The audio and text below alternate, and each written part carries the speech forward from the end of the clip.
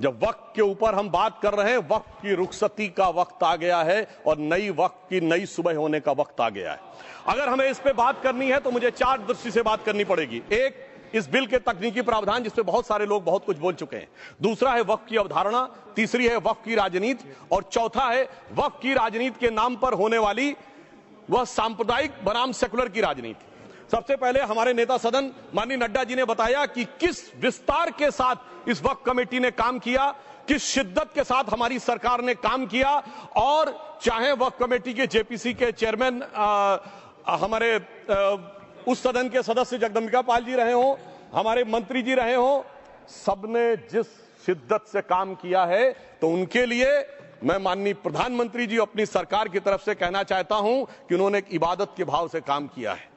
तो मैं कहना चाहता हूं, इबादतों की तरह मैं ये काम करता हूं, अपने फर्ज को झुककर सलाम करता हूं, फिर भी आप खिलाफत कर रहे हैं तो तेरी मुखालफत से निखरती है शख्सियत मेरी। मैं सियासी दुश्मनों का भी बहुत एहतराम करता हूं। तो इस एहतराम के साथ मैं अब आगे का बयान शुरू करता हूं और मैं ये बताना चाहता हूं कि एक बड़ी सिंपल सी बात है जो अभी माननीय नड्डा जी ने भी कहा। दुनिया के तमाम मुस्लिम देश बता दिए, इस्लाम की धर्म स्थली सऊदी अरब, सबसे बड़ा मुस्लिम देश इंडोनेशिया, जहां खलीफत रही वहां टर्की, और यहां आईएसआईएस का इलाका, वहां इराक और सीरिया, वहां कहीं भी कुछ भी नहीं है ऐसा, फिर भी हमारे यहां क्यों है कैसा। तो मैं कहना चाहूंगा सभापति महोदय, एक हिंदी में कहावत होती है, नया मुल्ला प्याज ज्यादा खाता है, परंतु यहां तो जो गैर मुल्ला प्याज बहुत खा रहा था और इतना खा रहा था कि आंसू निकल रहे थे गरीब मुसलमान के भी और देश के भी।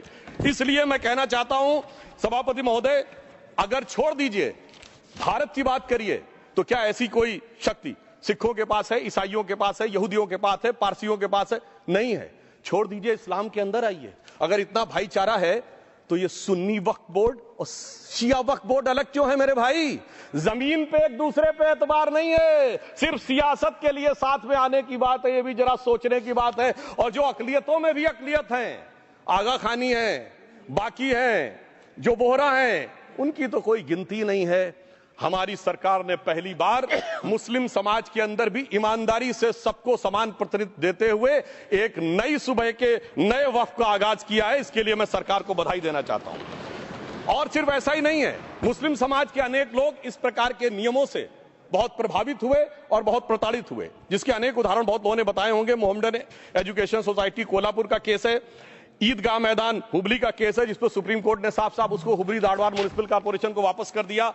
अनीसा अयाशा वर्सेस तमिलनाडु वक्फ बोर्ड का केस है, तेलंगाना स्टेट वर्सेस मोहम्मद मुजफ्फर का केस है, हिमाचल प्रदेश वक्फ बोर्ड वर्सेस ख्वाजा खलीलुल्लाह का केस है, और सभापति महोदय ताजमहल पर भी दावा कर दिया गया। अब तो मैं पूछना चाहता हूं, और सुप्रीम कोर्ट ने अपने जजमेंट में कहा कि भाई शाहजहां के जमाने का लिखा फरमान लेके आइए, तब हम मानेंगे कि इस पे कोई दावा है या नहीं।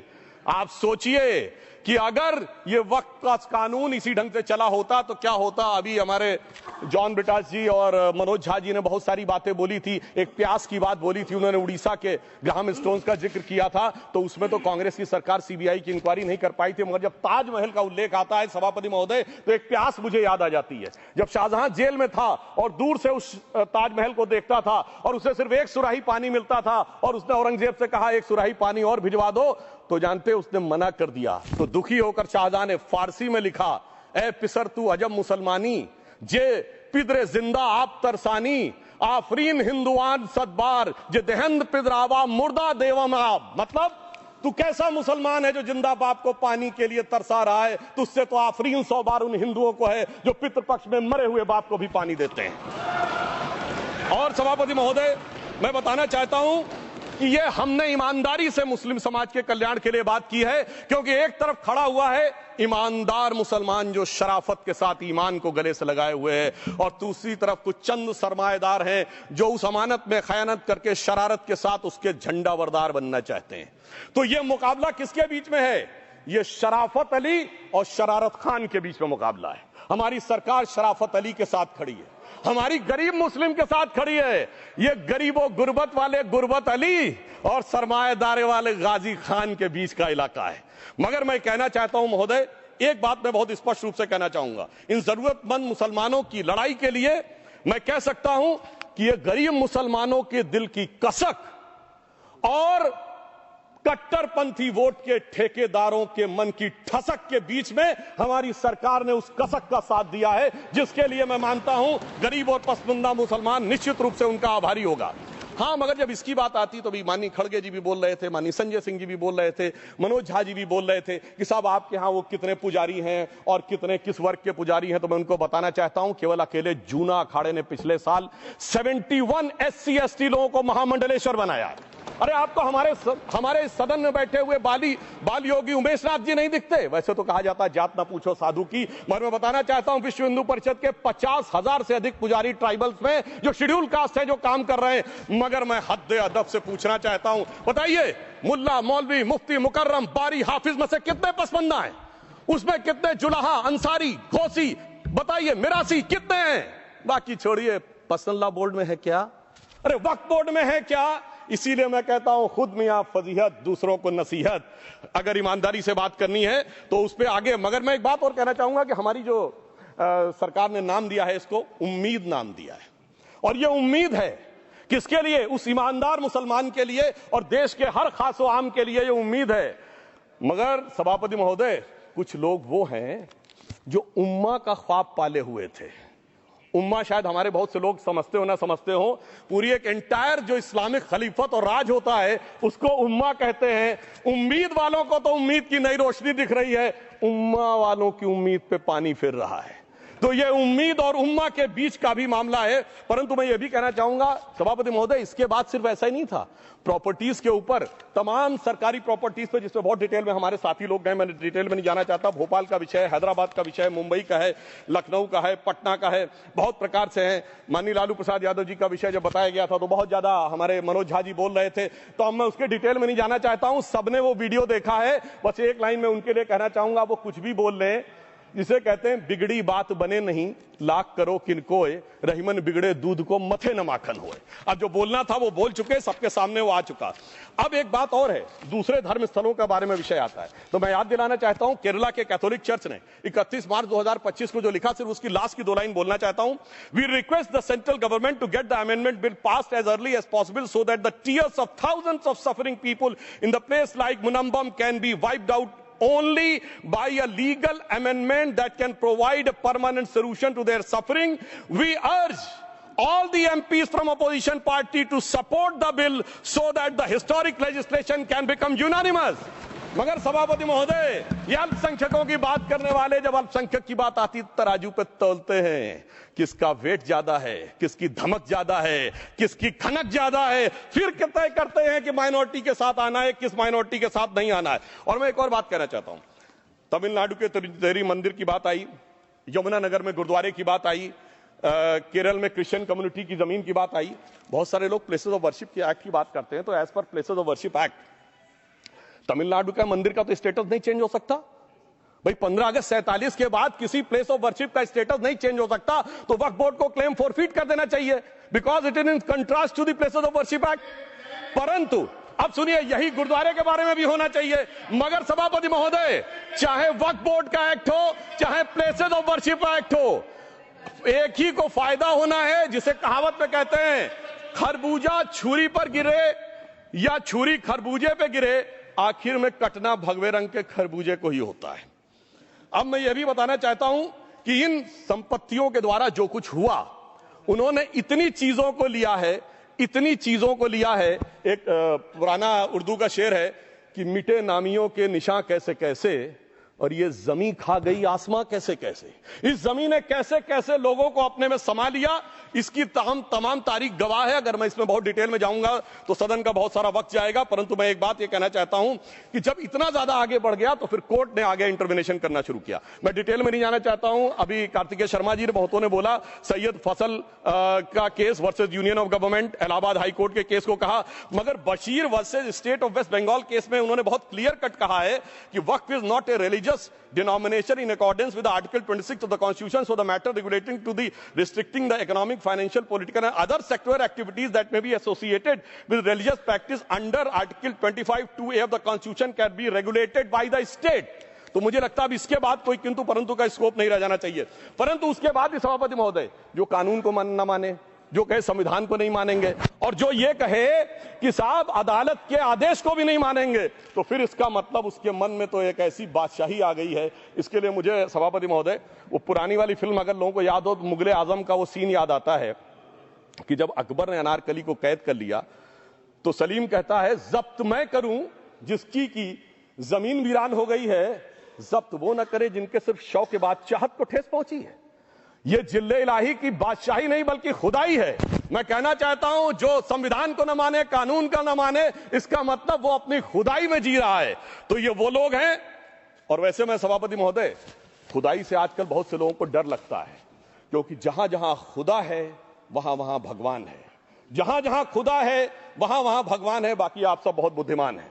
अब मैं ये भी बात कहना चाहता हूं, और वैसे आखिर में उस अनारकली को कैद से छुड़ाने के लिए सलीम का एक हिंदू साथी दुर्जन सिंह ही आया था। मैं कह सकता हूं कि वक्फ की इस मुकद्दस जमीन को अगर कैद करके रखा है तो उन चंद लोगों ने जिनके दिमाग आज भी उन चीजों में भरे हुए हैं कि कोई समझता हम तो किसी जमाने में हुक्मराने वक्त थे, कोई कहता हुजूर नवाब थे, कोई कहता बादशाह आलमगीर थे, कोई कहता है बादशाह गाजी जिंदा पीर थे।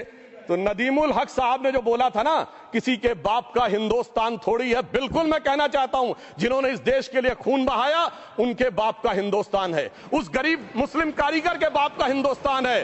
पर जो ये कहते हैं कि आगरे का लाल किला किसके बाप ने बनवाया, आगरे का किला किसके बाप ने बनवाया, दिल्ली का किला किसके बाप ने बनवाया, हैदराबाद का चार मीनार किसके बाप ने बनवाया, उसके बाप का यह हिंदुस्तान नहीं है। और उसके बाद भी जो आप करना चाहते हैं, अगर इस रास्ते में आप कांटे बिछाना चाहते हैं, तो उनके लिए एक लाइन कहना चाहता हूं सभापति महोदय, तेरी तमन्ना है पर हम खार न बोने देंगे, खार कांटों को कहते हैं, तेरी तमन्ना है पर हम खार न बोने देंगे, तुझे हम राह की दीवार न होने देंगे, तू सबको रौंद कर आगे जो निकलना चाहे हम तेरी इतनी भी रफ्तार न होने देंगे। और इसीलिए हमारी सरकार ने इस विषय के ऊपर एक सही और सटीक प्रयोग करने का प्रयास किया है। मैं दूसरी बात यह भी बताना चाहता हूं, हमारे डीएमके के तिरुचि शिवाजी ने अनायास अकारण यह बात बोली थी कि उस समय जब जिन्ना का उल्लेख करते हुए उन्होंने कहा कि पार्टीशन के समय, तो मैं उनके सुलभ संज्ञान के लिए बता देता हूं, 1946 की कॉन्स्टिट्यूएंट असेंबली में मद्रास प्रेसिडेंसी में 30 आउट ऑफ 30 सीट जो थी वो मुस्लिम लीग ने जीती थी विद 95% ऑफ वोट्स, और एक भी मुस्लिम वहां के बाद बाहर नहीं गया। इसलिए मैं ईमानदारी से कहना चाहता हूं, फैक्ट को समझिए। और जो मद्रास प्रेसिडेंसी के मुस्लिम लीग के अध्यक्ष थे और पीजे पोकर साहब बहादुर और मोहम्मद इस्माइल, वही बाद में इंडियन यूनियन मुस्लिम लीग के अध्यक्ष बने, और उन्होंने 28 अगस्त 1947 को सेपरेट इलेक्टोरेट मांगे, जो कोई जाके कॉन्स्टिट्यूएंट असेंबली की डिबेट में पार्लियामेंट किया। आप वेबसाइट पे पेज नंबर 270 पे जाके पढ़ लीजिएगा। सरदार पटेल ने बड़े गुस्से में इस बात को कहा, अब जो हो गया सो हो गया, एक रात में दिल नहीं बदल गया, मगर अब देश के लिए कैसे आगे बढ़ना है उसके लिए ईमानदारी से आगे आओ। और खैर मैं अंबेडकर जी और पटेल जी के बहुत सारे वो कोट कर सकता हूं, सारी बातों को छोड़िए, मगर अफसोस की बात यह है सर कि अभी मनोज झा जी ने बोला था हम में से कोई शक है, कोई हूण है और ये करिए। अरे भैया जमाने चले गए, अब जेनेटिक सीक्वेंसिंग का जमाना आ गया है। और जेनेटिक सीक्वेंसिंग ने क्या प्रूव किया है, दुनिया के सबसे बड़े मुस्लिम देश इंडोनेशिया के राष्ट्रपति आए थे और राष्ट्रपति भवन में उन्होंने डिनर के दौरान कहा कि few weeks back I got my genetic sequencing done and I was told that I am an Indian GDN. अरे साहब कहां गुलामी की मानसिकता में पड़े हुए हैं सभापति महोदय। और यहां गुलामी की मानसिकता इस कदर पैबस्त है लोगों के दिमागों में। किसी सदन के एक सदस्य यहां विराजमान है, वो उस समय महाराणा सांगा का उल्लेख कर दिए। मैं ईमानदारी से कहता हूं एक भी इंडियन सोर्स में इसका उल्लेख नहीं है, सारे के सारे फॉरेनर्स और लुटेरों के सोर्स में उल्लेख है। इसीलिए मैं कहता हूं ये गुलामी के जिन्होंने गुलाम बनाया उनके सोर्सेस पे यकीन ना करिए। और वैसे थोड़ा सा आउट ऑफ कॉन्टेक्स्ट हो तो ये भी बोल दूं, हमारे सदन के बहुत सदस्यों को नहीं पता होगा, अलेक्जेंडर के आक्रमण का किसी भारतीय सोर्स में कोई उल्लेख नहीं है, पोरस नाम के किसी राजा का उल्लेख नहीं है, सिर्फ और सिर्फ ग्रीक में है। इसलिए गुलामी की मानसिकता से बाहर निकलिए, तब इन चीजों को आप सही ढंग से समझने में सफल होंगे। मेरा अब यह भी अनुरोध अपने सदस्यों के साथ है। वक्त की अवधारणा के बारे में बहुत कुछ बोला जा चुका है कि ये ओरिजिनली कहां से आया, पर मैं इतना कहना चाहूंगा, सबसे पहले वक्त का उल्लेख आता है जब ससनिड एम्पायर को खलीफा उमर ने कैप्चर किया, तो आज का जो सदर्न इराक है उसके इलाके को उन्होंने वक्फ डिक्लेयर किया और वो स्टेट के द्वारा कंट्रोल होता था। स्टेट के बारे में माननीय नड्डा जी ने अभी बताया कि बड़े बड़े देशों में किस ढंग से होता था। सर सैयद अहमद खान ने भी वक्फ को मूल इस्लाम का हिस्सा न मानते हुए इसके लिए मुजार शब्द कहा है जो शरिया के अंतर्गत आता है, और इसी के लिए उन्होंने फतवा आलमगीरी को भी कोट किया था। और इसीलिए 1894 की जो प्रिवी काउंसिल का जजमेंट जो आया था वो वक्फ अल औलाद के खिलाफ आया था। मगर सभापति महोदय, 1906 में कलकत्ता कांग्रेस अधिवेशन में कांग्रेस ने प्रस्ताव पारित किया कि प्रिवी काउंसिल के जजमेंट में कुछ गलती है, इसे बदलना चाहिए। क्योंकि 1904 में जिन्ना कांग्रेस को ज्वाइन कर चुके थे, इसलिए मैं कहना चाहता हूं फिर 1913 में वो जजमेंट बदला कि हमारे सदन के बहुत से सदस्यों ने इस सदन और दूसरे सदन में बोला है। मैं एक सेंटेंस बोलता हूं, लगेगा जैसे वही लोग बोल रहे हैं। वर्ड ये है, कोट है, since the bill was introduced to administer the Muslim law for Mussalmans, so the question of public policy does not arise. लगता है जैसे हमारे कोई सदस्यों में बोल रहा हूं। सर, ये मोहम्मद अली जिन्ना ने अप्रैल 1913 में ही used this word while moving the report of the select committee to the imperial legislative council. Sir, 1913 से 2013 तक भाषा ही नहीं बदली और आज भी भाषा नहीं बदल रही है। हमें ईमानदारी से, और उस समय यूपी और बंगाल ने उसका विरोध किया था। आज यूपी और बंगाल के लोग किस तरीके से साथ में है वो पूरी तरीके से दिखाई पड़ता है। इसलिए हम ये कहना चाहते हैं, हाँ, एक प्रश्न बहुत उठाया जाता है कि केवल मुस्लिम ही वक्फ को क्यों दान दे सकता, ऐसा वक्फ बोर्ड में क्यों संशोधन किया गया। मैं ईमानदारी से कहना चाहता हूं, ऐसा नहीं कि मैं इस्लामिक मामलों का बहुत बड़ा आलिम फाजिल जानकार हूं, मगर इस्लाम में बहुत साफ मान्यता है कि जो गैर मुस्लिम है उसकी इबादत अल्लाह कबूल नहीं कर सकते, उसकी दुआ कबूल नहीं होगी तो दान कैसे कबूल होगा। साहब, हम इस्लामिक भावना का सम्मान कर रहे हैं। हमारे अल्पसंख्यक मंत्री गए थे तो वो मदीना में एक डेफिनेट लेवल तक जा सकते, उसके आगे नहीं जा सकते। अगर इबादत की इजाजत नहीं है तो साथ जायदाद की इजाजत कैसे हो सकती है। मुस्लिम भावना का सम्मान है, और अगर है तो कोई मुल्ला मौलवी मुफ्ती मुकर्रम बारी आज आके बता दे कि कबूल हो सकती है दुआ, तो हम दान भी कबूल करने के लिए तैयार हैं। और तो और छोड़िए साहब, जब आप कहते हैं कि हर चीज हलाल होनी चाहिए, तो साहब हलाल करने की प्रक्रिया नहीं, हलाल करने वाला भी मुस्लिम होना चाहिए, तब वो हलाल होता था। तो मैं पूछना चाहता हूं साहब, काटने के लिए तो हलाल होने के लिए मुस्लिम जरूरी है और बांटने के लिए बगैर मुस्लिम के भी हलाल होगा, ऐसा तो नहीं हो सकता। तो जो हमारी सरकार ने किया है वो मुस्लिम भावना के सम्मान के लिए किया है। और जहां तक मैं कहना चाहूंगा, हिंदू समाज के बारे में बात करते हैं, हमारे यहां कोई प्रॉब्लम नहीं है। हमारे यहां कोई ऐसा नहीं कि हज पे कोई गैर मुस्लिम नहीं जा सकता। हमारे देखिए कुंभ में 50 लाख विदेशी आए थे और किसी से नहीं कहा या कन्वर्ट हो जाओ। इसलिए मैं कहना चाहता हूं, हिंदुइज्म की धारणा और बाकी धारणा का जो तुलना करने का प्रयास करते हैं वो बहुत उचित नहीं है। मगर सभापति महोदय, इस वक्त में कई अद्भुत नजारे दिखाए। इस्लाम में जो काफिर से ज्यादा मुशरिक और शिर्क को बुरा माना गया, नहीं जो भगवान को माने ही नहीं। यहां देखिए वो लेफ्ट के लोग जो कहते हैं धर्म एक अफीम है, वो आज खुदाई खिदमतगार बन के खड़े हो गए। सोचिए कैसा बदलाव आया है। और सर, मुझे एक और चीज नजर आती है। एक पुराना गीत था, वक्त ने किया क्या हसी सितम। तो आज मैं कहना चाहूंगा, वक्त ने किया क्या हसी सितम कि मुस्लिम लीग और शिवसेना मिलके हो गए हम। और मैं कहना चाहता हूं, ये मुस्लिम लीग वो है जिसने सेपरेट इलेक्टोरेट की मांग की थी, और इस शिवसेना के उबाटा के हमारे इस सदन के एक सदस्य हैं। और सर, हमारे साथ मुरली जी बैठे हैं, मुरली देवड़ा जी ने मुझे याद दिलाया, उन्होंने, मिलिंद देवड़ा जी ने याद दिलाया, उन्होंने कहा एक जमाने में उन्होंने कहा था मुस्लिमों की नागरिकता छीन लेनी चाहिए। इसीलिए मैं कह रहा हूं, वक्त ने किया क्या हसी सितम, ये दोनों मिलके हो गए हम। और मैं सर, मैं इसके बाद एक टेक्निकल बात करना चाहता हूं। जब इन्होंने टाइम ड्यूरेशन हटा दिया था और बैक में पीछे जा सकते थे, तो मैं पूछना चाहता हूं सर कि जब ब्रिटिश हुकूमत आई तो उसने तो मुगलों से सारी हुकूमत ले ली थी, तो उनका मालिकाना हक कैसे हुआ। सर, 1707 के बाद तो इस्लामी हुकूमत दिल्ली से खत्म हो गई थी। एक आखिरी मुगल बादशाह शाह आलम के लिए तो बोला जाता था सल्तनते शाह आलम दे लाल किले ते पालम, यानी आज का IGI एयरपोर्ट। तो साहब उसके बाद ये गुजरात के सूरत से लेकर लखनऊ तक उनका मालिकाना हक निकलने कहां से लगा। अरे भाई, जब दिल्ली को कैप्चर किया था अंग्रेजों ने तो सारी जमीन अंग्रेजों की थी। तो जब मैं अपने कांग्रेस के मित्रों से पूछना चाहता हूं, ये जब गवर्नमेंट ऑफ इंडिया एक्ट में पावर डीड ट्रांसफर की थी तो पढ़े नहीं थे क्या, या खोखले कागज पर साइन कर लिए थे, या कागज सही था, आप खोखला करने की बात है। मैं पूछना चाहता हूं, जब 250 साल तक वो हुकूमत ही नहीं रही तो उस हुकूमत के फरमान की लेजिटिमेसी कैसे हो सकती है। ये मैं कानूनविदों के लिए भी एक फूड फॉर थॉट रखने की बात करता हूं। और दूसरी बात मैं कहना चाहता हूं, ये किन हुकूमतों की बात कर रहे हैं सभापति महोदय। अगर सूरत नगर निगम पे दावा है मुगल के जमाने का और तमिलनाडु के मंदिर पर अरकाट के नवाब का, सभापति महोदय, ये वो हुकूमतें थी जो जजिया लगाती थी, ये वो हुकूमतें थी जो जिम्मी का कॉन्सेप्ट रखती थी, ये वो हुकूमतें थी जो गाजी की बात करती थी। क्या भारत के संविधान में उन हुकूमतों के फरमान को सही मान्यता देना सही है?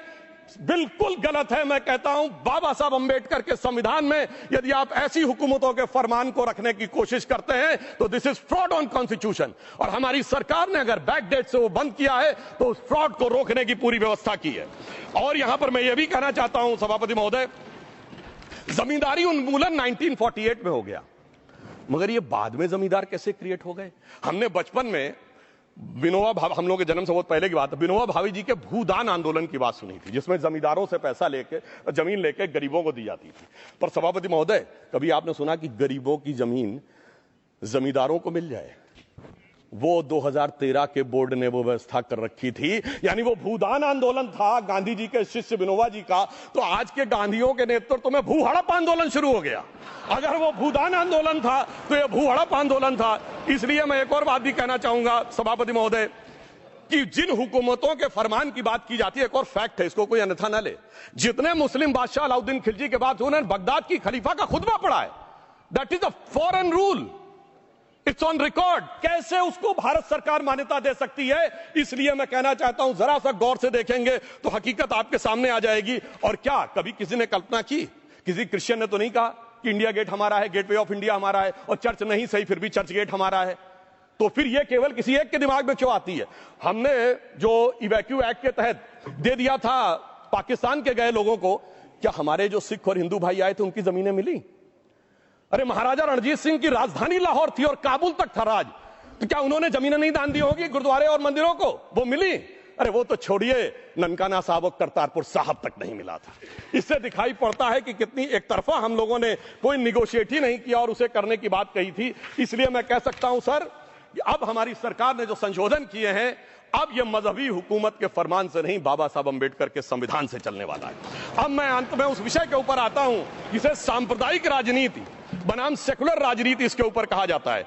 सभापति महोदय, मैं बताना चाहता हूं कि जब आजादी मिली उसके बाद क्या किसी ने डिमांड किया था कि हमें वक्फ बोर्ड चाहिए? नहीं किया था। फिर क्यों 54 में दिया गया? किसी मुस्लिम ने डिमांड किया क्या कि मदरसे चाहिए? फिर क्यों दिया गया?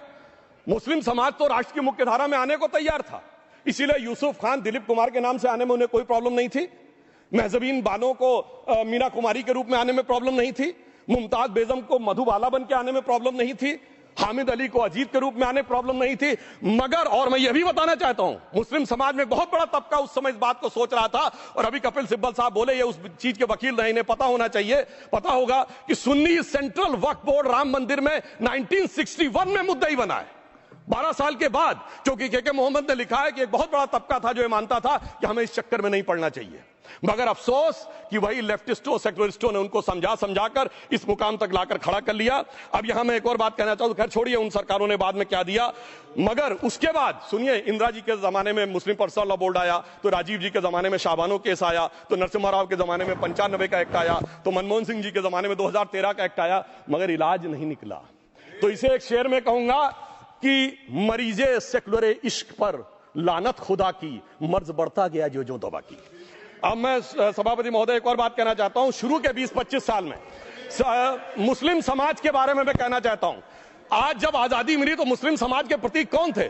उस्ताद बिस्मिल्लाह खां, उस्ताद फरीदुद्दीन डागर, उस्ताद बड़े गुलाम अली, उस्ताद जाकिर हुसैन, जिनकी अभी कुछ दिन पहले डेथ हुई, बड़े बड़े नगमा निगार, हसरत जयपुरी, मजरूर सुल्तानपुरी, साहिर लुधियानवी, कैफी आजमी, जोश मलियाबादी, जिगर मुरादाबादी। अब सर क्या हो गया? तब मुस्लिम समाज इन अदब के शाहकारों के साथ जोड़ा जाता था। आज मुस्लिम समाज का नेतृत्व किन लोगों के साथ जोड़ता है? इशरत जहां, याकूब मेनन, मुख्तार अंसारी, अतीक अहमद, दाऊद इब्राहिम। कौन जोड़ रहा है ये? तब से सर, जब से ये सेकुलर हो गया देश 1976 से और सेकुलर सियासत शुरू हुई, उसने ले जाकर इनको इस मुकाम तक पहुंचाया। और इस वक्फ बोर्ड के बिल में भी जो बात कही जा रही है सर, मुस्लिम समाज को यह समझाया गया कि तुम्हें बीजेपी वालों को तुमसे बड़ी अदावत है, और कहा गया इनको बड़ी मोहब्बत है।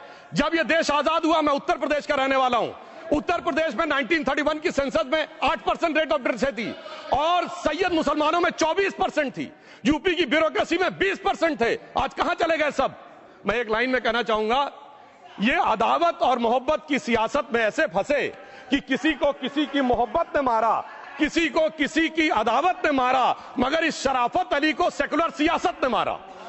और मैं सभापति महोदय एक और बात कहना चाहता हूं, तमिलनाडु से ही डॉक्टर एपीजे अब्दुल कलाम थे और मैं सारे सदन से कहना चाहूंगा डॉक्टर कलाम का नमाजे जनाजा और याकूब मेनन का नमाजे जनाजा एक ही दिन हुआ।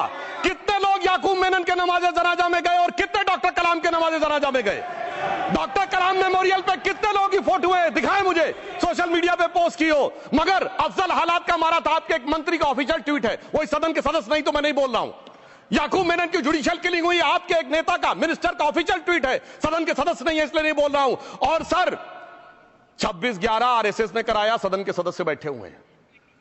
हाफिज साहब और सुनिए जाकिर नायक शांति का मसीहा सदन में सदस्य बैठे हुए हैं। सर किसने जोड़ा? मैं नहीं कह रहा हूं जोड़ा, हमने किससे जोड़ा मैं बताना चाहता हूं। मैं अपनी बात, सर मैंने नाम किसी का नहीं लिया। सर आपने उड़ता तीर क्यों पकड़ लिया?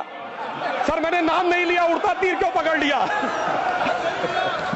सर मैं पूरी बात करूं, सर मैं कहना चाहता हूं संदर्भ में किसी का नाम नहीं लिया। अजीज बर्नी की किताब थी 2611 एंड आरएसएस कॉन्स्पिरेसी, कोई जाके चेक कर ले उसमें कौन कौन कहां कहां था। अब मैं मुसलमानों के बारे में कहना चाहता हूं, मुस्लिम समाज के लिए बहुत से लोग ऐसे हैं जिनको मुस्लिम समाज की हिस्ट्री नहीं पता है।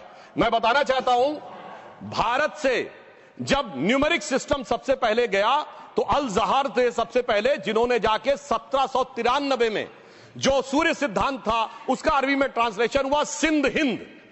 और हम बता रहे हैं हम किस तरह के मुस्लिम को साथ रखते हैं। डॉक्टर कलाम से बड़ा आलिम इस्लाम में साइंसदान नहीं हुआ और आरिफ मोहम्मद खान साहब जो बिहार के गवर्नर हैं उनसे बड़ा आलिम फाजिल मुसलमान आज सियासी जमात में तो नहीं होगा, यह मैं दावे के साथ कह सकता हूं। मगर मैं बताना चाहता हूं सर उसके बाद उन्होंने एक किताब लिखी, एक सर 10th सेंचुरी के मुस्लिम राइटर थे जिन्होंने किताब लिखी, उसका नाम था the compendious book of balancing and completion according to Hindu calculation, जिसको शॉर्ट में अल जब्र कहा गया और वहां से अलजबरा निकला। और सर उसके बाद अल ख्वारिज्म आया। और सर आज मेरे ख्याल से सदन के बहुत से लोगों को नहीं पता होगा ये जो एल्गोरिथम वर्ड है ये अल ख्वारिज्म से आया हुआ है। एक जमाने में इस्लाम में बैतुल हिकमत था, यानी वो सबसे बड़ा हिकमत का केंद्र था। जब एक से एक लोग होते थे, बहुतों को नहीं पता होगा कि कोलंबस ने जिस नक्शे के थ्रू दुनिया ट्रेवल किया था वो बनाने वाला भी एक मुस्लिम था, अल इदरीसी। मगर सर एल्गोरिथम आज ऐसा बदला कि एआई के एज में दलगत भावना से ऊपर उठकर औरंगजेब के साथ खड़े हो गए। सर ये एल्गोरिथम किसने बदल दिया ये मैं बताना चाहता हूं, इस पे थोड़ा सोचने की जरूरत है। इसलिए मैं कहता हूं मुस्लिम पॉलिटिक्स की सोच क्या थी, हमने किन मुसलमानों का साथ दिया है मैं बताना चाहता हूं। सर वीर अब्दुल हमीद की शहादत की 50वीं वर्षगांठ 2015 में हुई। प्रधानमंत्री मोदी जी ने उनके पूरे परिवार को और उनकी पत्नी को बुला के सम्मानित किया और इन लोगों ने उस यासीन मलिक को जिसके ऊपर 3 एयरफोर्स के ऑफिसर्स को हत्या करने का आरोप था, वो प्रधानमंत्री आवास में सर साफ दिखाई पड़ता है कौन किसके साथ खड़ा हुआ है, कौन किस तरह के मुसलमान के साथ खड़ा हुआ है। और सर मैं ये भी कहना चाहता हूं सर ये पिछले सर अपने टर्न पे बोलिए सर पिछले 30-35 सालों से हुआ खड़ा किया जा रहा है। 1990 में जब राम मंदिर आंदोलन हुआ कहा गया बीजेपी आएगी उत्तर प्रदेश में खा जाएगी। सर बीजेपी आने के बाद उत्तर प्रदेश में जानते क्या हुआ? सर 22 साल से शिया सुन्नी के बीच में जो दंगे चलते थे और मदे साबा का जुलूस नहीं निकलता था, शिया समुदाय का मदे साबा का जुलूस लखनऊ में हमारी सरकार में निकलना शुरू हुआ और उसके बाद कहा गया केंद्र में भाजपा आएगी तो खा जाएगी। सर अटल जी की सरकार आई, इतनी शानदार स्थिति रही। उसके बाद कहा गया गुजरात में आएगी तो भाजपा खा जाएगी। सर गुजरात का मुसलमान आज सबसे समृद्ध मुसलमान है, सबसे ज्यादा जकात वहां से आता है। उसके बाद कहा गया मोदी जी की सरकार आएगी तो क्या होगा? सर मोदी जी की सरकार आने के बाद हमारे साथियों ने बताया है अल्पसंख्यक समुदाय के 70% लोग हैं जिनको किसी न किसी एक योजना का लाभ जरूर मिला है। और सर फिर कहा गया सीए आएगा तो नागरिकता छिन जाएगी। सर उसके बाद भी आपने सब देखा और सर हम बचपन में सुनते थे कि राम मंदिर बनने लगेगा तो मिडिल ईस्ट के देश पेट्रोल देना बंद कर देंगे। सर राम मंदिर भी बन रहा है और भारत मिडिल ईस्ट कॉरिडोर भी बन रहा है और अबू धाबी में भी मंदिर बन रहा है और 4 मुस्लिम देशों ने सर्वोच्च नागरिक सम्मान मोदी जी को दिया हुआ है। इसलिए मैं कहना चाहता हूं सर मर्ज हो तो उसका इलाज किया जा सकता है। जैसे हमारे यहां वैद धनवंतर माने गए हैं, इस्लामी अकीदे में वैद हकीम लुकमान माने गए, तो कहा गया है उनके लिए कि इसमें क्या रखा है देखे है जो तू आन के पास, बदगुमा वहम की दारू नहीं लुकमान के पास। यानी मर्ज का इलाज है पर वहम का इलाज तो हकीम लुकमान भी नहीं कर सकते जो आपने पाल कर रखा है। मैं कहना चाहता हूं हम किन मुसलमानों की बात करते हैं? आप गंगा जमुनी तहजीब की बात करते हैं। सर दारा शिकोह औरंगजेब का बड़ा भाई था, उसने उपनिषदों का अध्ययन किया, संस्कृत में अनुवाद कराया और नाम रखा सिर्रा अकबर यानी वर्ड्स ऑफ गॉड। मैंने किसी को दारा शिकोह की जयंती मनाते हुए नहीं देखा। मैं पूछना चाहता हूं, बेगम बीबी ताज, उनके घर पे जाते किसी ने सुना? सर ये बताइए, आलम शेख, इतने बड़े कृष्ण भक्त के कवि, किसी ने सुना उनके घर पे जाते हुए? मलिक मोहम्मद जायसी, जिन्होंने पद्मावत लिखा, उत्तर प्रदेश के रहने वाले, उनके घर पे कोई गया? ये बताइए, ब्रिगेडियर मोहम्मद उस्मान के घर पे कौन गया? आजमगढ़ में, गाजीपुर के रहने वाले थे, आज तक जाने वालों में नहीं दिखे। और मैं सर बताना चाहता हूं एक और बात, सर एक सैयद इब्राहिम रसखान हुए हैं, बहुत बड़े कृष्ण भक्त के कवि, सर जिन्होंने क्या लिखा?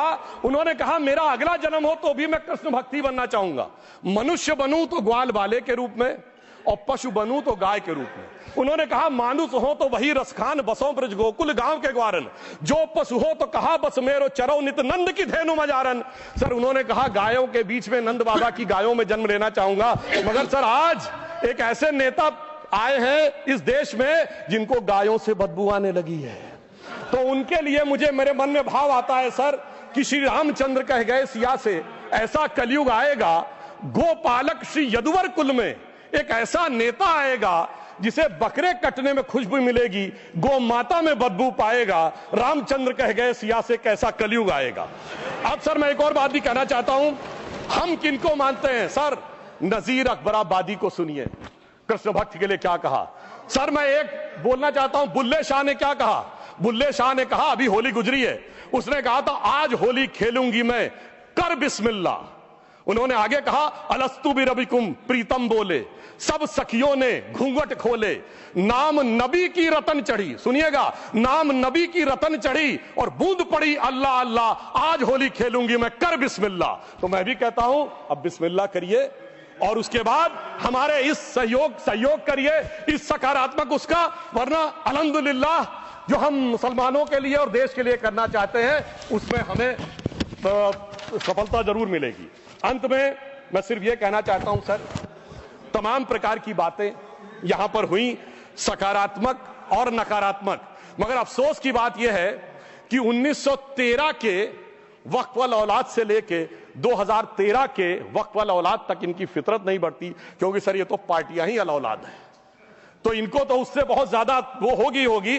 पर मैं सिर्फ अंत में कहना चाहता हूं सर, अपनी सोच बदलिए। आप जिस कश्ती पे सवार होकर इस दरिया को पार करने की कोशिश कर रहे हैं, पिछले 75 साल में नहीं कर पा रहे हैं, 10-12 साल में बहुत हिचकोले खा रहे हैं, तो कश्ती और रास्ता बदलिए। तो इनके लिए अंत में एक पंक्ति कहते हुए बात समाप्त करना चाहूंगा कि इन्होंने कश्ती भी नहीं बदली, दरिया भी नहीं बदला, पर इन डूबने वालों का जज्बा भी नहीं बदला, पर है शौक सफर ऐसा, एक उम्र हुई हमने, मंजिल भी नहीं पाई, रास्ता भी नहीं बदला। अब अगर नई मंजिल पानी है, नई मंजिल की नई सुबह देखनी है, तो मैं कहना चाहता हूं आइए सबको साथ लेकर चलिए। और एक ऐसा वक्त आया है जब मैं जो हमारे किरण रिजिजू जी ने कहा था कि मैंने शम्मा जलाई हवाओं के खिलाफ, तो मैं प्रधानमंत्री मोदी जी की तरफ से कहता हूं कि हमें इल्जाम मत दीजिए, बहुत अफसोस होता है, हमें इल्जाम मत दीजिए, बहुत अफसोस होता है।